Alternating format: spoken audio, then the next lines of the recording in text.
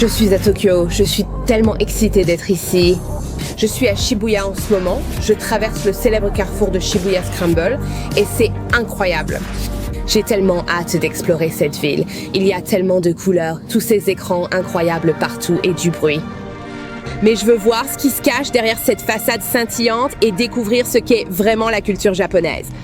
Je suis donc vraiment excitée pour cette vidéo et j'espère que ça va vous plaire.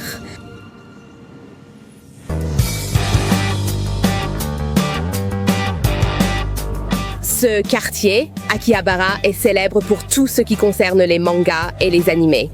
Donc littéralement, toute la rue principale est bordée de magasins de mangas et d'animés sur plusieurs étages. Et vous verrez aussi beaucoup de gens qui sont un peu déguisés et inspirés par des personnages de mangas et d'animés. C'est aussi connu sous le nom de la ville électrique parce qu'il y a tous les magasins d'électronique, tous les jeux rétro, par exemple comme PlayStation, Nintendo, les jeux anciens auxquels ils jouaient autrefois. C'est l'un des grands magasins de manga célèbres d'Akihabara. Il y a 8 étages de manga, littéralement des allées et des allées de bandes dessinées. C'est feu. Donc cet étage, le 3e étage, c'est plutôt les mangas et bandes dessinées. Pour un jeune public, n'est-ce pas? Des enfants, ça fait penser à des mangas classiques. Cheveux longs et fins, c'est pourquoi de nombreux garçons japonais ont la même coupe. À un étage, t'as toutes ces bandes dessinées qui sont clairement destinées aux enfants, avec des thèmes gentils. Et puis, tu montes d'un étage et tu es littéralement submergé par des tas de bandes dessinées qui sont beaucoup plus osées. Disons-le comme ça, je vais te montrer quelques exemples. Au Japon, le terme hentai désigne les mangas pornographiques ou érotiques. Certains paraissent innocents et mignons, mais ensuite ils portent ces tenues suggestives. Oh, et il y a même des mangas lesbiens, donc il existe en fait des mangas lesbiens, ce qui je pense est aussi un genre populaire. C'est un monde drôle, honnêtement, c'est très intéressant. Le monde fascinant du manga.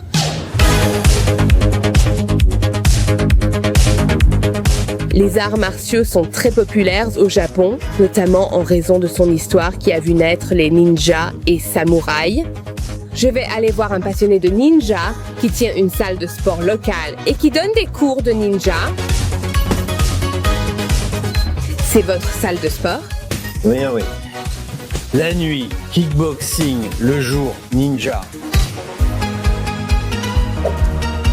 D'accord, donc j'ai mis ma tenue de ninja et ça semble super, ninja.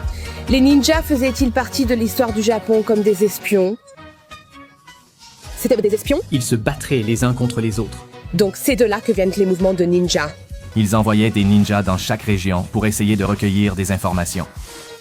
Waouh! Donc il sort les vraies armes secrètes de ninja. Waouh! Ce sont les étoiles. Et ensuite, qu'est-ce qu'il faisait avec les étoiles? En la lançant avec du poison, c'est un peu comme une flèche empoisonnée. Je ne vais clairement pas y arriver, ce sera embarrassant et tout va s'effondrer. Qu'est-ce que je suis censé faire? Quelle est ma technique? Quelle est la technique? Va tout droit, va tout droit. Wow! Oh mon Dieu! Mon Dieu, mec! N'est-ce pas génial?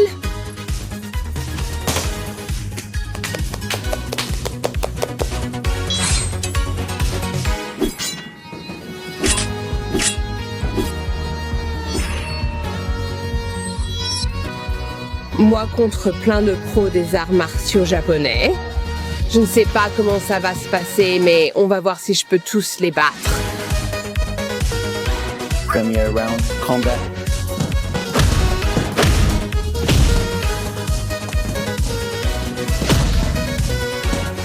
KO, tu as gagné. Dernier round, combat.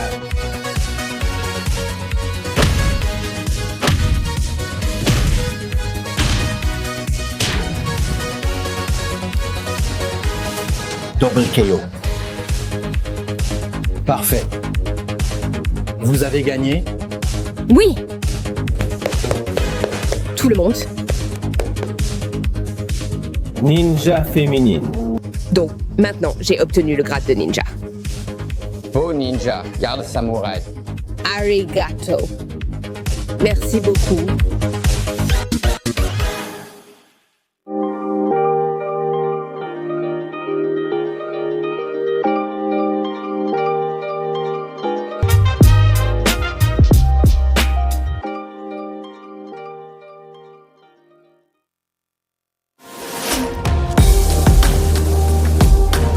Je suis donc arrivée au temple Sensoji et c'est le plus ancien temple bouddhiste de Tokyo.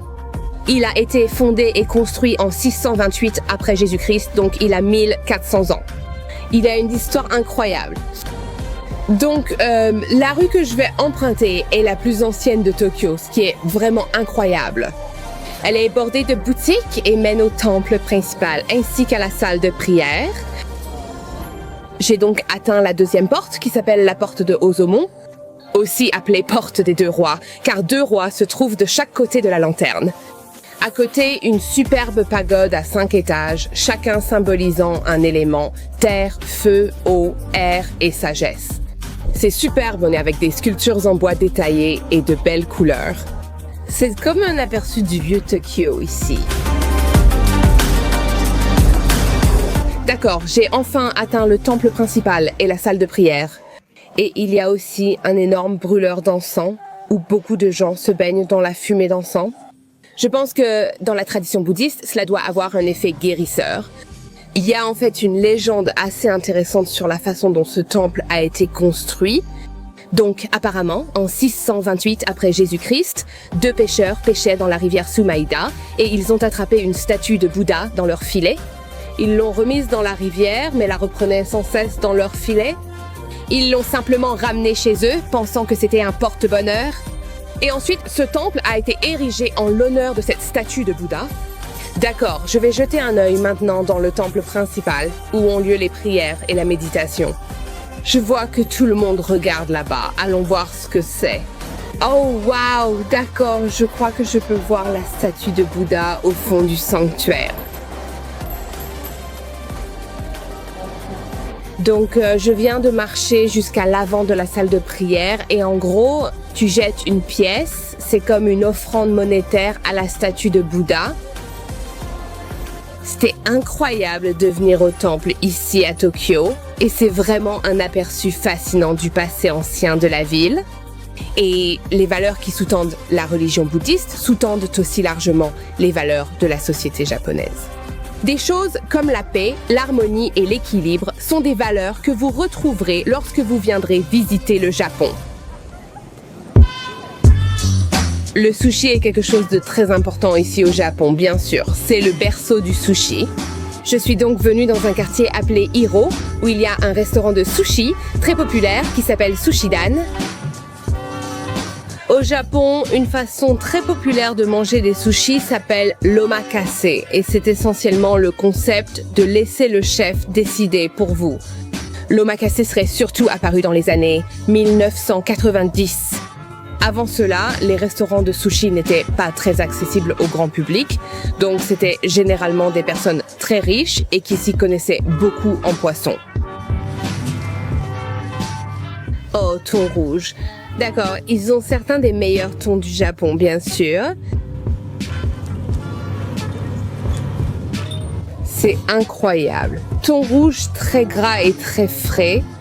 Et puis, ils boivent, bien sûr, du saké japonais qui accompagne très bien les sushis. Très doux.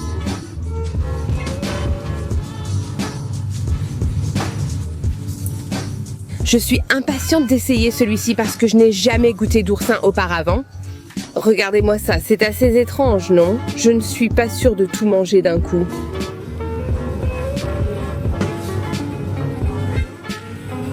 C'est fou, ça me transporte à la mer, c'est incroyable, vraiment génial.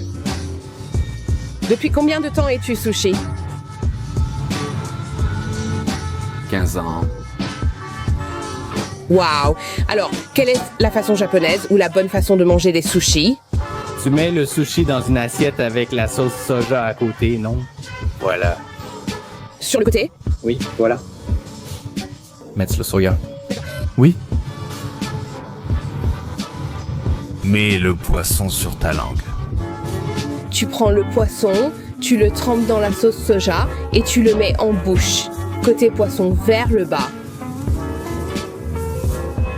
La fraîcheur est très agréable. Le sushi semble ici un véritable art au Japon. Juste venir dans un endroit comme celui-ci, vivre quelque chose comme ça, oh là là, voir le chef travailler, tu sais, avec ses mains. C'est très différent de manger des sushis au Royaume-Uni, ça c'est sûr. C'est complètement à un autre niveau.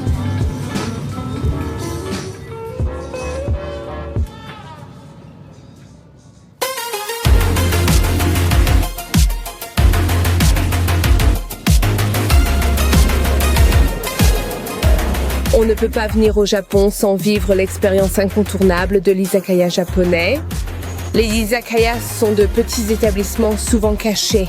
On y boit de l'alcool très simple, comme de la bière ou du saké, et on accompagne toujours ça de plats sucrés, salés et savoureux. L'ambiance est vraiment sympa parce que c'est juste sous les voies ferrées et il y a plein de monde. Il est 7 heures un jeudi soir. Beaucoup de salariés, collègues et amis souhaitent boire un verre et grignoter après le travail. Alors je vais trouver un de ces izakayas pour m'asseoir et profiter de l'ambiance. Vous êtes un salarié? Un salarié? Un salarié! Vous venez de Tokyo? Un salarié japonais. Un salarié japonais? Quelle est une bonne boisson? Chuhai! Shochu! Soju, c'est ta boisson préférée? C'est comme une petite liqueur, une liqueur japonaise qui est à base de patates douces. Et ce que j'ai pris pour moi, c'est notre highball. Kanpai! Kanpai. Kanpai, japonais, kanpai. Je pense qu'ils ont beaucoup bu ce soir. Ils sont tellement drôles. D'accord, alors j'ai choisi le yakitori parce que c'est l'un des plats que les gens mangent dans les izakayas. Nous avons la langue et le foie. Don't worry. Wasabi. Oh oui, c'était du wasabi. D'accord, ça c'est la langue. Waouh, Suto, c'est vraiment délicieux. Ça a des saveurs très prononcées, vraiment très prononcées. Moutarde. Moutarde, c'est le foie.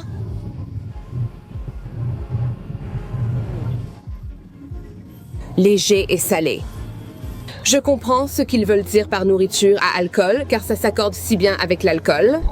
Eh bien, même si ces gars-là ne parlent pas très bien anglais, ils sont tellement drôles, vraiment très drôles. Kanpai, kanpai.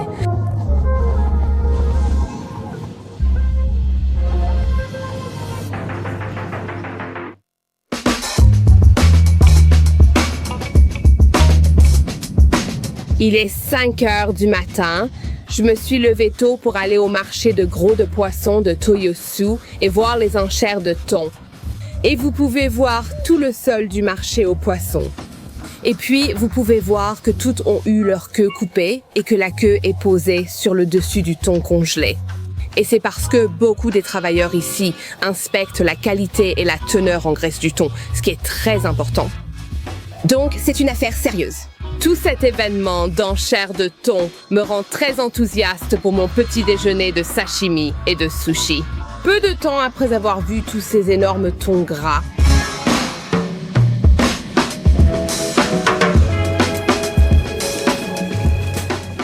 je suis venue au marché de Tsukiji, qui est vraiment proche du marché de Toyosu, et ce marché a été ouvert à l'origine en 1935.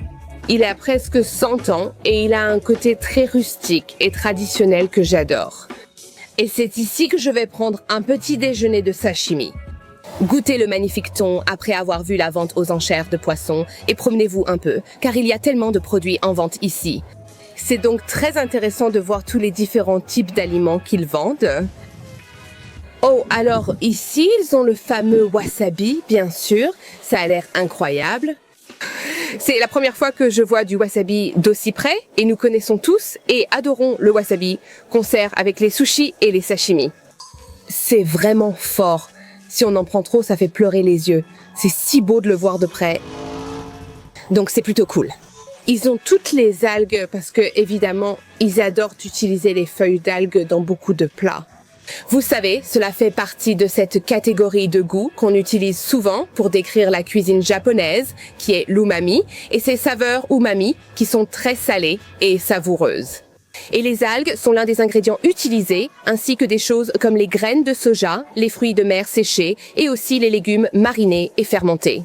Ce sont toutes des saveurs que vous trouverez et que vous verrez vendues sur les marchés. Et cela ajoute vraiment à cette saveur umami.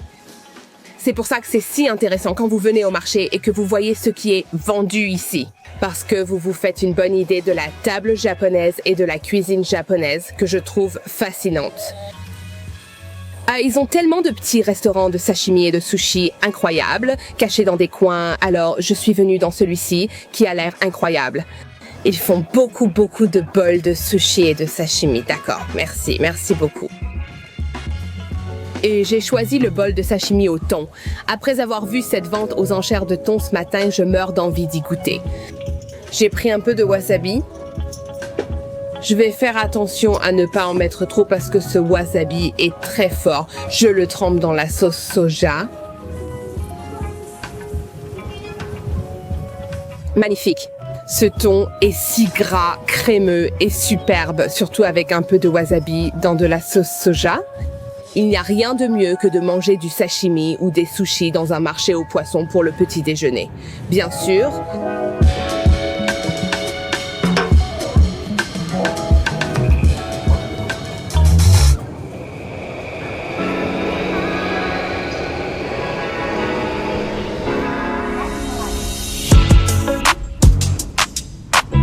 je vais rencontrer Suzuki, un célèbre artiste de manga japonais. Il dessine des mangas dans le genre de la culture des gangs et des combats qui se déroulent dans le sud du Japon. Donc je suis vraiment impatiente de découvrir les coulisses de la vie d'un artiste de manga japonais. Je m'appelle Zukimuta, c'est donc mon nom. C'est nouveau pour moi. 2,6 millions d'exemplaires. C'est le nombre d'exemplaires que vous Avez vendu. Waouh! Gang japonaise. Et comment décrirais-tu le genre de ton manga? Est-ce que c'est un genre de combat? Oui, mon manga parle de collégiens qui décident où ils sont les plus forts.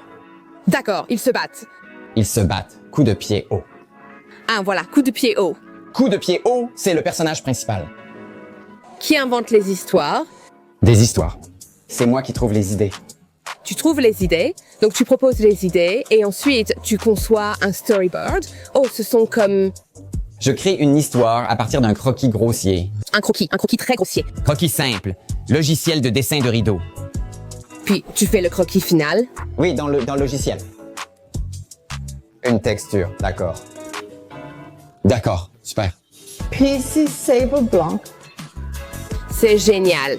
Je me sens très privilégiée d'avoir une célèbre mangaka japonaise qui dessine un manga sur moi. Tu le fais rapidement, hein? Merci. Depuis quand travailles-tu sur ce manga? Professionnellement, 5 ans. 5 ans? En tant que professionnel. Mais je ne suis pas sûr, 15 ans. 15 ans. 15 ans. À ton âge, c'était amusant. Profitons. Tu t'amusais, mais maintenant c'est plus stressant car c'est professionnel. Oui, tous les jours, manga. Tout ce qui concerne manga, c'est Tous les jours. tous les jours manga, tous les jours manga. C'est plus que plaisir. Le manga est en noir et blanc, généralement. Monochrome. Monochrome, oui. Oh mon Dieu, c'est incroyable, trop bon. Merci, arigato bonsai. Merci d'être venu. De rien. C'est tellement bon. C'est vraiment cool et c'est un aperçu incroyable du monde des artistes de manga. Merci, mes amis. Merci.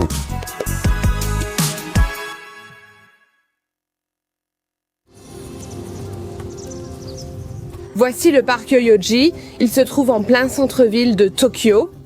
C'est un cadre très idyllique et paisible au milieu de tout ce développement urbain, du bruit et de la circulation. Et c'est aussi magnifique parce que c'est l'automne, donc les arbres, les feuilles, les couleurs changent. Donc en me promenant simplement, je peux voir des gens marcher, leurs chiens, des gens faire du jogging et du vélo. Donc je vais simplement me promener dans ce magnifique parc et me diriger vers l'un des sanctuaires shintoïstes les plus importants de la ville. Il fait vraiment chaud pour un mois de novembre. Je n'arrive pas à y croire. Il fait environ 20 degrés, donc il fait vraiment beau. Je profite simplement du soleil, je me détends et j'apprécie la vue. C'est vraiment un havre de paix très agréable. Beaucoup viennent ici juste pour se détendre.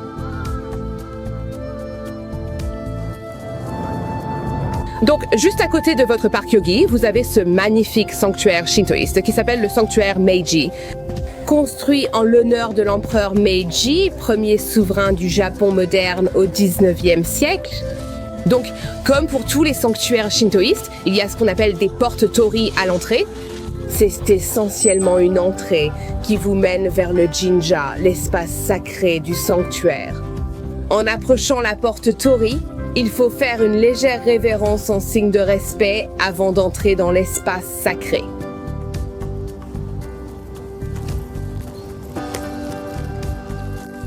Donc, ces sanctuaires shintoïstes peuvent être vus partout à Tokyo et au Japon, et bien sûr, ils sont différents des nombreux temples bouddhistes que l'on voit dans le pays. Ce qui est intéressant avec le shintoïsme, c'est qu'on dit que c'est la religion native ici au Japon.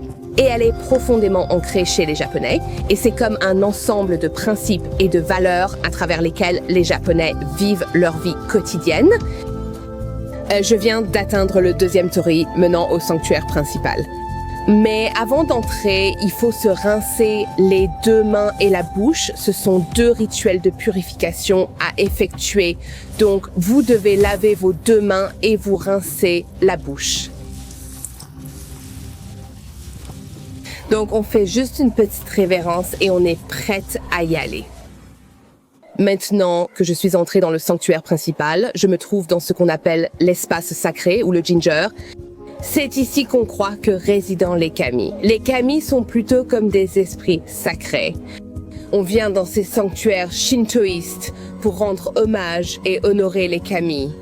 Donc, le rituel consiste maintenant à jeter une pièce, puis à effectuer un court rituel, s'incliner 2 fois, applaudir 2 fois, puis s'incliner 1 fois de plus, et c'est ainsi que l'on honore les kami. Voici donc un fait intéressant à propos du shintoïsme. Vous verrez à l'extérieur de l'un des portails torii de nombreux tonneaux de saké. Le saké est une liqueur de vin de riz que beaucoup de gens boivent ici au Japon. Le saké dans le shintoïsme est une boisson sacrée. C'est pourquoi il y a beaucoup de tonneaux de saké devant les portes torii du sanctuaire. C'est un peu comme une offrande aux kami, une offrande aux dieux, et ils sont tout simplement magnifiques. C'est intéressant de venir ici, découvrir le shintoïsme et visiter un sanctuaire shinto, parce que cela m'aide à mieux comprendre la culture japonaise, son étiquette et l'influence des rituels shintoïstes sur d'autres pratiques et leur vie quotidienne.